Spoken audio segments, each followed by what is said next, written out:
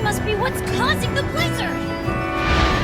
We've got to take it down! Welcome to MojoPlays, and today we're looking at the chilliest, most frigid, bitterly cold ice-based bosses that sought to freeze Link to his core in The Legend of Zelda. However, just like our list of fire bosses, we won't be including bosses that use both elements.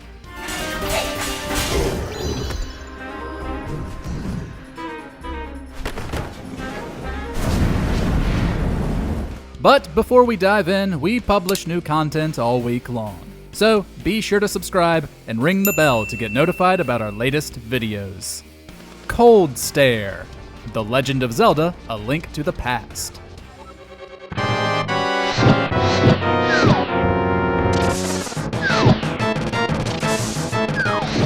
The Ice Palace in A Link to the Past is one of the most frustrating dungeons in the series, thanks to some perplexing puzzles and many rooms being frozen over, making them hard to navigate. Thankfully, the boss, Coldstare, isn't too big a threat, but it still more than fits the bill for our list. The boss is encased in solid ice when Link enters the arena, which Link must break apart with either the Fire Rod or Bombos Medallion, while dodging shards of ice that fall from the ceiling.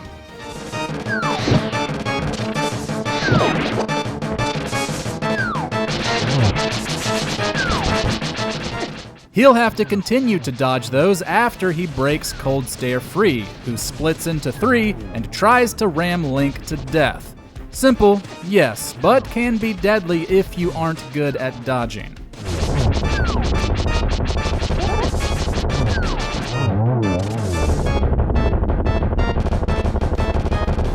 Frosty, The Legend of Zelda, Four Swords Adventures.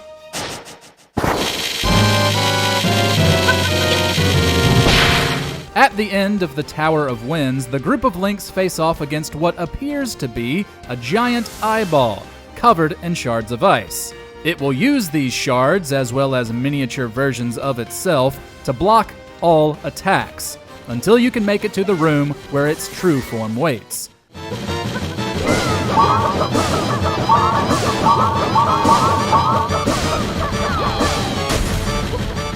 After giving the little red lizard a few stabs, Frosty will fall from the ceiling and begin flying around the arena, using the ice shards as wings. From there, it isn't hard to figure out what to do. Wail on the eye as much as you can, while avoiding the ice attacks that will freeze Link if they make contact.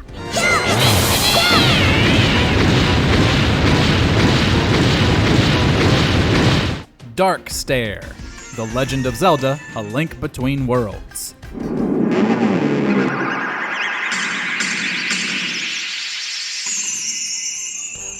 The final boss we'll talk about in the Stair family, Dark Stair appears as the boss of the Ice Ruins in A Link Between Worlds. It encases itself in ice like Coldstare, but doesn't just sit idle waiting for you to attack it. It will float above the arena trying to smash into Link while also shooting forth ice orbs. These connect to form a triangle which will freeze and damage Link if he's on the inside.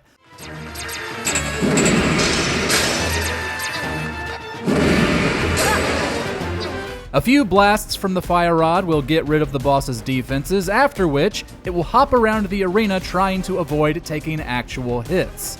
As the fight goes on, Dark Stair moves faster and uses more ice orbs. It's a fun fight so long as you can avoid being frozen, which is a bit trickier considering the slippery ice floor.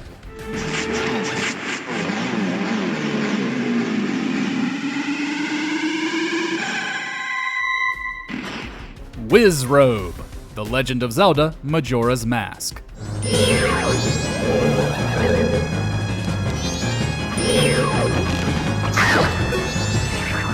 There aren't nearly as many solely ice-based bosses in Zelda as there are fire ones, and so we've got to look at a few mini-bosses. Whiz Robes are commonly occurring enemies in many installments, but more powerful ones appear in Majora's Mask.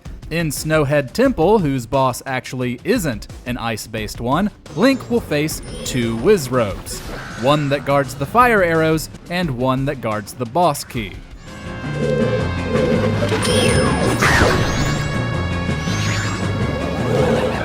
These will teleport around the arena between specific spots, and if you don't attack them at the proper moment, they'll fire off an ice blast that freezes Link solid. This is easy in their first phase, but a bit trickier in the second, when they create copies of themselves.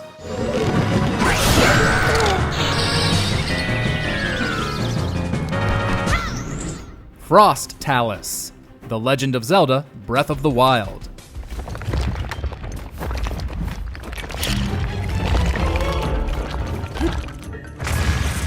Breath of the Wild introduced stone talises, big amalgamations of boulders that can yield some enticing treasure upon defeat. There are also elemental versions, and frost talises are naturally harder to deal with than their more common counterparts. These overworld mini-bosses are a breeze once you've made it far enough into the game, but at first they can be tricky.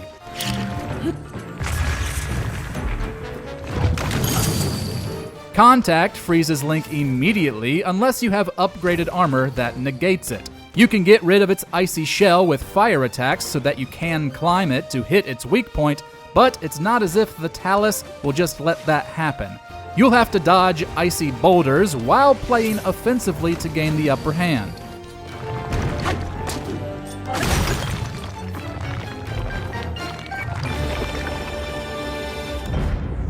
Freeze Lord, The Legend of Zelda, Triforce Heroes.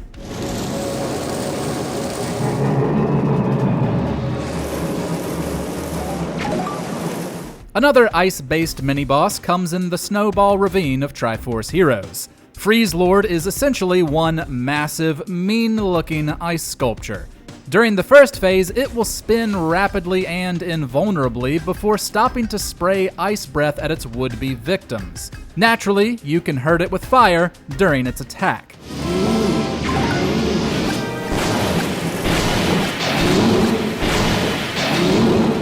During the second phase, it'll hop around the arena trying to crush each Link while also propelling itself around with its ice breath. The more damage it takes, the smaller it gets, but the faster it moves. Freeze Lord isn't a huge hassle, but it does create some notably frantic energy as its health winds down.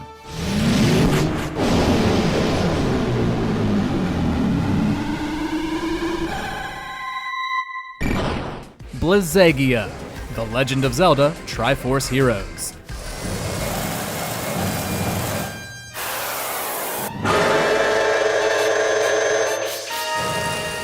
The final section of the Ice Cavern in Triforce Heroes is the Ice Temple, at the end of which lies Blizzetta, a giant serpent. It will lunge out of one of several caves in the arena, taking bites out of each Link. If it misses, you can counter by hitting its mask with the hammer, but enough hits will only make it angrier for the second phase.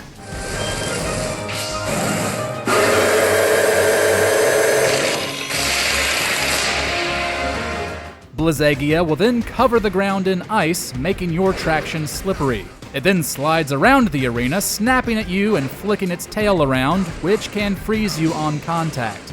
Attacks to its body will slow it down so you can finally break the mask and unveil the boss's weak spot. But, as you might expect, Blizzetta moves faster and more viciously the more damage it takes.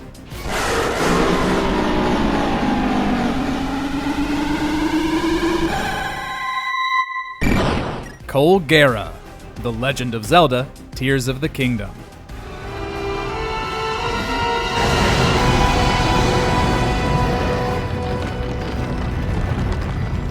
The boss of the Wind Temple may not be all that hard, but it's still more fun than most others in the game.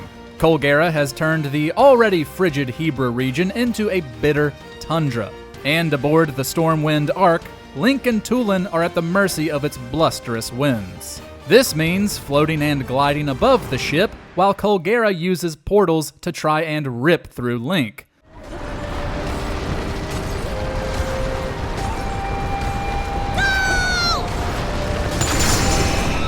When not doing that, it shoots ice shards upwards and produces massive tornadoes.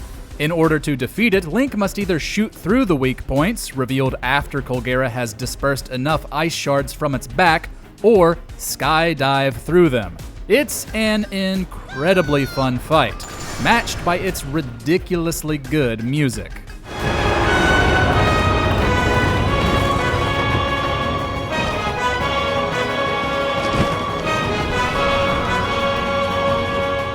Blizzetta, The Legend of Zelda, Twilight Princess.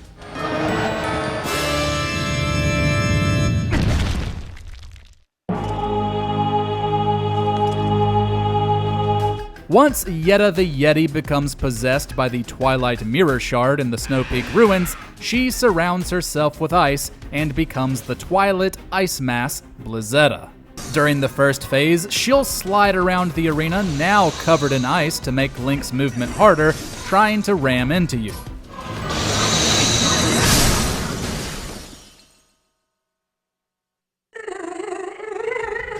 You must use the ball and chain to knock her away while simultaneously chipping away at her armor. During the second phase, she'll rise high above, dropping giant ice spikes down on him in order to either deal damage or trap him so that she can crush him herself. It's another fight that isn't too difficult, but that doesn't mean it isn't a lot of fun.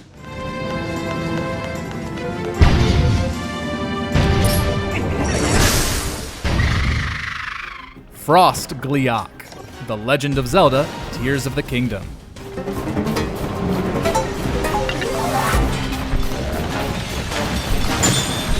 Just like the other Gleeoks, these frosty variants can spell doom for most players who approach them earlier than necessary in Tears of the Kingdom.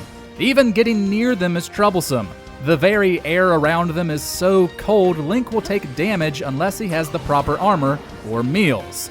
Similarly, the icy beams it emits from each of its 3 heads will completely freeze him unless that armor has been upgraded.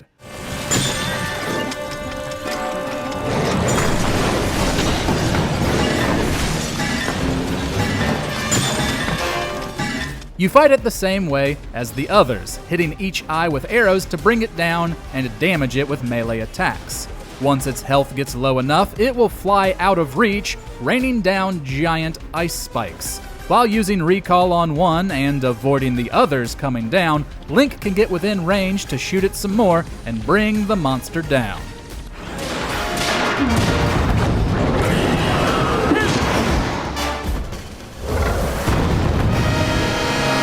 Did we leave off one of your favorite ice-based bosses?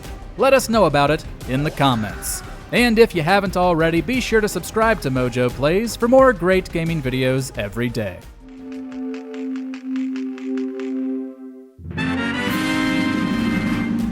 Thanks for watching. If you enjoyed the video, there's more where that came from.